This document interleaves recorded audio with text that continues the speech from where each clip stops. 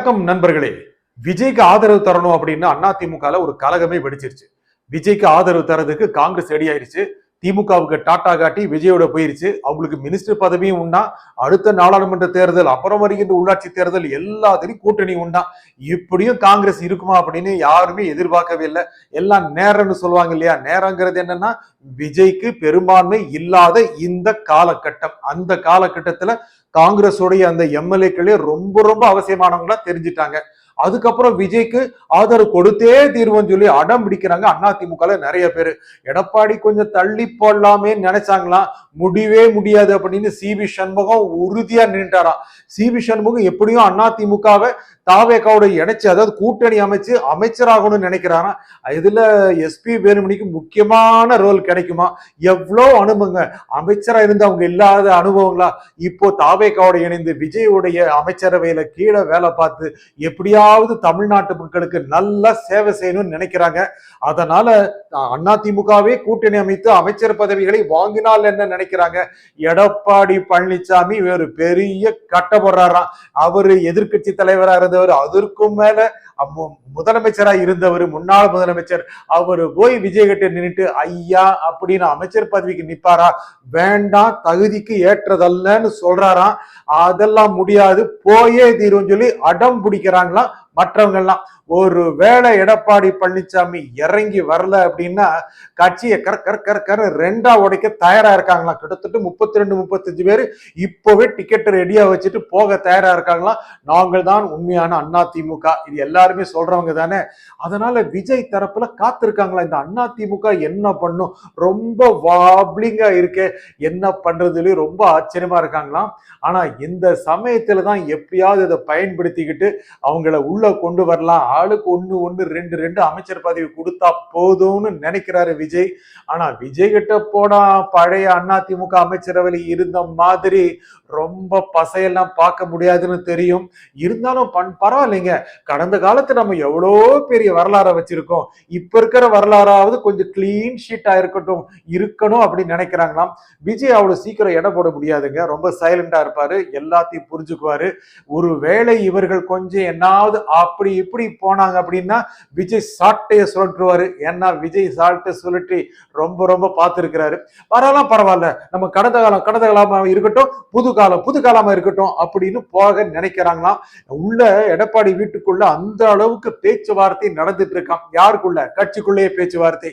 போலாமா வேண்டாமா, போகாட்டி உடைப்போம், உடைச்சா என்ன ஆகும், இதனால அதிமுக பேரே போயிருங்க எடப்பாடி சொல்றாரா. நீங்க இருந்து மட்டும் என்னாச்சு, பேரு வந்துச்சா என்ன, ரொம்ப வாழ்ந்துச்சு போங்க அப்படின்னு சொல்லி எதிர்த்து எல்லாம் பேச ஆரம்பிச்சுட்டாங்களாம்.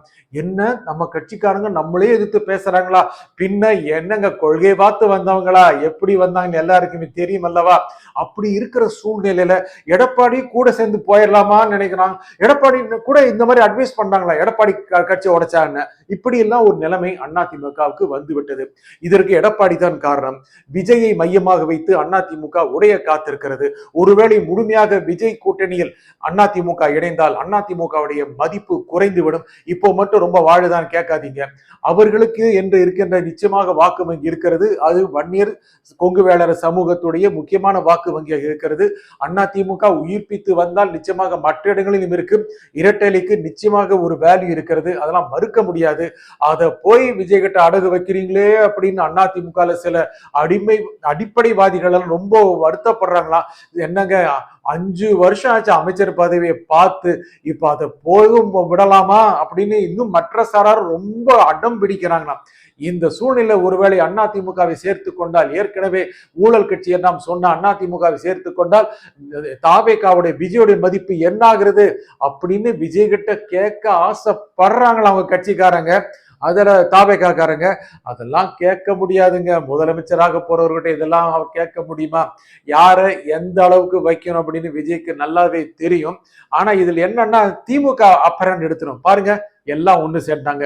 தாவேகாவோட காங்கிரஸ் சேர்ந்துருச்சு, அநேகமா மற்ற கூட்டணி கட்சியினர் சேர வாய்ப்பு இருக்கு. அதிமுக சேர்ந்துருச்சு, அந்த கூட்டணி திமுக 2 பேருக்குள்ளதாங்க ஃபைட்டு அப்படின்னு சொல்லி அந்த நெரட்டிவை வளர்த்து வளர்த்து வளர்த்து அடுத்த தேர்தலில் திமுக மிகப்பெரிய உயிர்ப்பிப்பை அடைந்து விடுங்கிற மாதிரி கூட இருக்கு.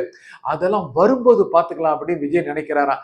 முகம் ஒன்று இருக்கிறது, பாதி தெளிவாக தெரிகிறது அப்படின்னு விஜய் சொல்றாராம். விஜயோட முகத்தை நம்பி போலாமே அப்படின்னு அதிமுகல பேச்சுவார்த்தை நடந்துகிட்டே இருக்கு. எந்த சமயத்திலும் செய்தி வர வாய்ப்பு இருக்கு. கழகம் எந்த விதமாக சூழலில் முடியும், என்ன ஆகுங்கிறது உண்மையாவே தெரியல. அதிமுக அநேகமாக தாவேகாவுடன் சென்றுவிடும். எடப்பாடி மட்டும் வரவில்லை என்றால் அவர் பிளாட்ஃபார்ம்ல விட்டுட்டு மொத்த அதிமுக ட்ரெயின் ஏறி போய்விடுங்கிற மாதிரி இருக்கான். அவர் இப்ப எங்கே போய் எம்எல்ஏ தேடி யாரை கூப்பிட்டு செயற்குழு பொதுக்குழு கூப்பிட்டு எப்படி நடத்தி முடிவே முடியாதுன்னு ஆக நிலைமைக்கு வந்துட்டாரு. அவரு நல்ல ஒரு எம்எல்ஏவாக தான் இருக்க முடிங்கிற மாதிரி தெரியுது.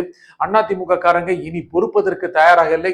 எஸ்பி வேலுமணி கூட இருக்காங்க, அதுக்கப்புறம் சிபி சண்முகம், அங்கிருந்து சி விஜயபாஸ்கர், எல்லாம் தமிழ்நாட்டுடைய பல்வேறு பகுதிக்காரங்க எல்லாம் வர்றாங்க. எல்லாரும் என்ன போறாங்க, நேரா நம்ம பணியூருக்கு போலாம். பணியூருக்கு மட்டுமே அவங்க கண்ணுக்கு தெரியுதான். அப்படி சொல்லுவாங்க இல்லையா, எங்கே போகணுங்கிறது குறி மட்டும் தெரியணும். பணியூருக்கு போயிட்டோம்னா நாளைக்கு நேரா அந்த பதவியேற்பு விழாவுக்கு போயிடலாம். விஜய் கூப்பிட்டு அநேகமா மினிஸ்டர் ஆக்கிடுவாரு, எவ்வளவு சந்தோஷமா இருக்கும் அப்படின்னு நினைக்கிறாங்களாம். ஆனா எடப்பாடி பழனிசாமிக்கு தான் கொஞ்சம் வருத்தமா இருக்கான். ஏங்க இப்ப என்னங்க, ஓபிஎஸ் மட்டுமே சிஎம்ஆ இருந்து டெப்டி சிஎம்ஆ வரலையா, நீங்களும் கூட டெப்டி சிஎம் ஆகலான்னு அறிவுரை கொடுக்குறாங்களா? அப்படியா? அப்படி நினைப்பு வந்தாலும் கூட நமக்கு இருக்கிற கெத்து என்ன ஆகுறது அப்படின்னு நினைக்கிறாராம். ஆனா விஜய் தரப்புல இருந்து பொறுமையா பார்த்துட்டு இருக்காங்க, என்ன பண்றதுங்கிறது நல்லாவே தெரியுது. காங்கிரஸ்க்கு தூண்டில் போட்டாங்க, வந்துருச்சு. விசிகாவுக்கு தூண்டில் போட்டிருக்காங்க, அநேகமா அது ஒரு நாள் 2 நாள் வந்துருங்கிற மாதிரி தெரியுது. இடதுசாரி கட்சிகளுக்கும் தூண்டில் போட்டாச்சு, அநேகமா அவர்கள் வந்து விடுவார்கள். ஐயுஎம்எல் இந்திய யூனியன் முஸ்லீம் லீக் முடியாது, திமுகவோட நாங்கள் ஒட்டித்தான் இருப்போம் அப்படின்ட்டாங்க. உண்மையாவே கொள்கை உள்ள கட்சிங்க, இந்த சீட்டுக்கெல்லாம் போகிறதுக்கான வாய்ப்பே கிடையாது. இவர்கள் தான் உண்மையாவே திமுகவினுடைய உண்மையான கூட்டணி கட்சியும் தெரியுது. காங்கிரஸ் போனது, திமுகவுக்கு டாட்டா காட்டி போனது, 2 பக்கம் கடுமையா பேச வந்தாங்க. உடனே ஜோதிமணி வந்து அப்பா மரியாதையோடு பிரிவோம், மகிழ்ச்சியோடு பிரிவோம், பிரிவு என்பதை இனிமையானதாக்குவோம் அப்படின்னு சொல்லிட்டாங்க. இதெல்லாம் விஜய் எப்படி பாக்குறாரு அப்படின்னா, அரசியல் புதுசா தான் இருக்கு. அவர் நினைச்சிருந்தா 120 தாண்டி இருக்கலாம், சீட்டை தாண்டி இருக்கலாம், கொஞ்சம் இன்னும் அதிகம் உழைச்சிருக்கணும். இப்போ கரெக்டா 107 வந்துருச்சு. 100 இன்னும் கூட 11 சீட்டு கரெக்டா அவ்வளவுதான் வரணுமா? கம்ஃபர்டபிள் மெஜாரிட்டி இருந்தா தானே பல்வேறு விஷயங்களை தாங்க முடியும். அதனால அதிமுக புதுசா என்னங்க, ஏற்கனவே போன வருஷமே கூட்டணி அமைக்க தயாரா தானே இருந்தாங்க. இப்போ மட்டும் என்ன வந்துருச்சு, அதிமுகவை பார்த்து விஜய் ஒண்ணுமே நினைக்கல. திமுக தான் அவருக்கு மிகப்பெரிய குறி, அதை சாச்சிட்டாரு. அதிமுகவை கொஞ்சம் கொஞ்சம் சாய்க்கலாங்கிற மாதிரி தான் நினைக்கிறாரு. உள்ள வந்த கரைச்செல்லாம் இல்ல, அதிமுக உள்ள வர்றதே கரைஞ்சுதாங்க வருது. எவ்வளவு பெரிய கட்சிங்க, ரெட்டலைங்கிறது எவ்வளவு பெரிய ஒரு சின்னம். எம்ஜிஆர் உருவாக்கிய கட்சி, ஜெயலலிதா முனைப்பு கொடுத்த கட்சி. அந்த கட்சியை கொண்டு போய் எங்க நிறுத்திட்டாரு பாத்தீங்களா எடப்பாடி பழனிசாமி, எங்க நிறுத்திட்டாராம், கொண்டு போய் பனையூர்ல நிறுத்திட்டாரு. இதுதான் எல்லாரும் நினைக்கிறாங்க. பனையூர் நிறுத்தின என்ன, ஆட்சிக்கு வருகின்ற கட்சி அல்லவா, ஆளும் கட்சி அல்லவா, எத்தனை நாள் ஆச்சுங்க அந்த அரசு உடைய கொடி பறக்க இந்த வண்டியில போய். இதெல்லாம் ரொம்ப ஆசையா தான் இருக்கு. அதிமுகவின் கழகம் யாருக்கு லாபம் என்பது இன்னும் சில மணி நேரங்களில் தெரியலாம். நன்றி, வணக்கம்.